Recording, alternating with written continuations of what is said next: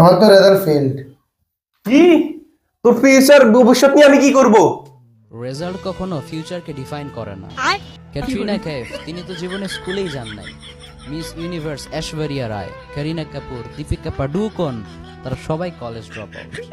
যদিও তাদের প্রফেশনকে আমি পার্সোনালি সাপোর্ট করি না, বাট দুনিয়াবি ক্ষেত্রে যেহেতু তারা সাকসেসফুল, এজন্য তাদের এক্সাম্পলটা আমি দিলাম। এনিওয়ে, বর্তমান বিশ্বের সবচাইতে ধনী ব্যক্তি এলন মাস্ক তিনি কিন্তু ভালো স্টুডেন্ট ছিলেন না। বিল গেটস যিনি মাইক্রোসফট কোম্পানির সিইও, কলেজ ড্রপ আউট।